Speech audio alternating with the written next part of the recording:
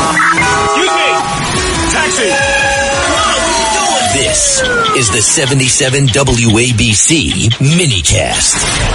And joining us now is Congressman Brandon Gill from the great state of Texas. Congressman, it gives us a good excuse to play one of our favorite songs there. It's always great to be with you guys. Love hearing it.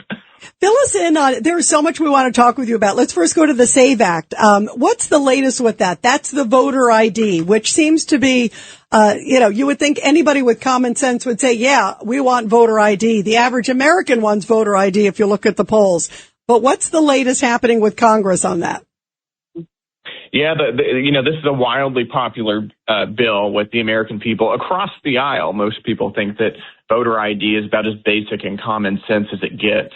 Remember, this is a bill that we passed out of the House quite some time ago. It is in the Senate right now, and they are debating the bill right now. The political reality is that the only way that this is likely to get out of the Senate so that we can actually get it signed into law, which is the goal, is for the Senate to force what's called a talking filibuster, which means that would force senators to actually debate this bill as opposed to just threatening to debate, in which case they would need 60 votes to move it forward to vote on the underlying bill. That's how we're going to get this done. So I hope that the Senate moves in that direction. Like I said, they are debating the bill right now, but I hope that they hold out and actually get this thing to the president's desk.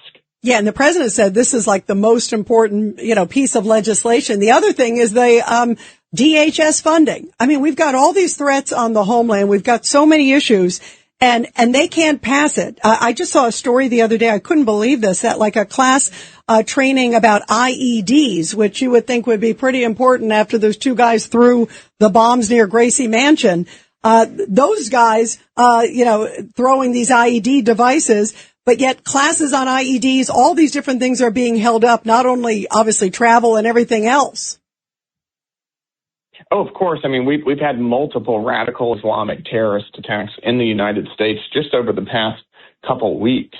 Funding DHS could never be more important than it is right now, particularly in light of the conflict with Iran. And yet we have Democrats who are holding this up, making the American people significantly less safe, also that they can play political games and attempt to score political points against the president because they don't like his immigration policy. It really is disgusting. But it shows you the degree to which Democrats will weaponize anything, even something as basic as homeland security, which again is something that I think voters across the aisle think that should be a priority for Washington. Yeah, you would think so. Mike Sapricone.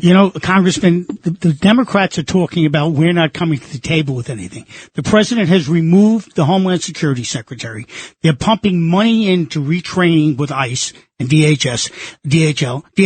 And also, we're going to not just retrain, we're putting no cameras, the body cams on. So we're doing the things that Democrats have asked, and yet they're still standing by and not doing anything. Oh, exactly. The president has gone out of his way, I think, to work with everybody so that we can actually get this bill funded, get DHS funded so that the American people will be safe. To your point, he's gone along with a lot of the things that the Democrats have asked for in good faith. And yet you still have Chuck Schumer in the Senate leading the charge to ensure that DHS is not funded. This is, people are cynical about politics in Washington, and this is why. It's these kinds of political games that are working against the American people's interests, just purely because Democrats think that that's going to help them in their primary cycle right now. Tony Carbonetti. So these TSA agents, they really are the front line of security for us.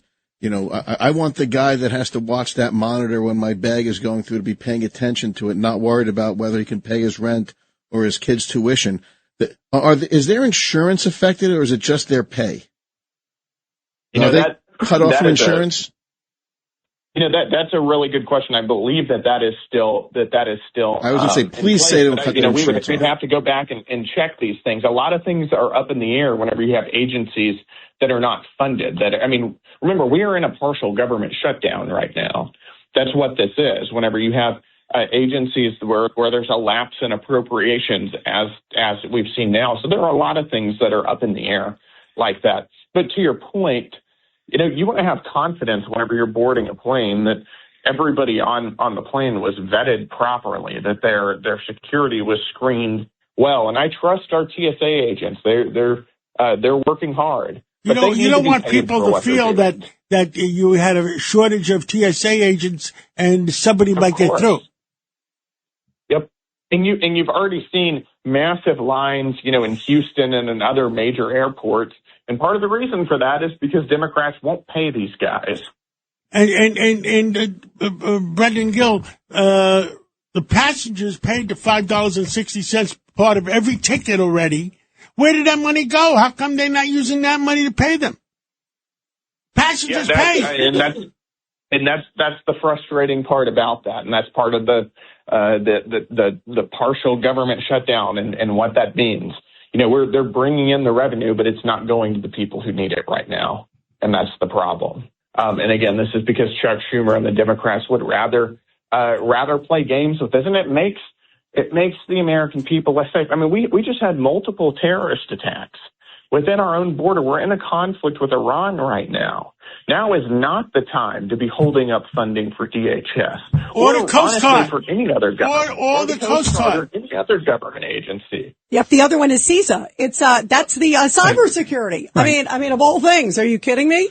But Congressman, when did these elected officials realize what their constituents want? They want them to stand in line for 6 hours to get on a plane for spring break. When did they decide that enough is enough and they need to start doing what their constituents want them to do? It seems like they don't even care about that. They'll decide that whenever they hear from their constituents, whenever their constituents start calling Democrat offices in the Senate and telling them to cut this nonsense out and make sure that our government is funded. That's when they're going to start listening. Whenever people are going, marching in the streets, going to their offices, telling them, come on, you guys got to cut this out. That's whenever they're going to start hearing and actually listening to the American people, whenever they start to feel the pressure. Yeah. Maybe in November. Yeah. Maybe in November they'll start to listen. Yeah, well, hopefully sooner, They better right? wake up in September. Yeah, I was going to say they better wake up by April 1st, April Fool's Day. My goodness. Thank you very much. Congressman, we love having you on. Thank you for fighting the good fight for America. We appreciate it always.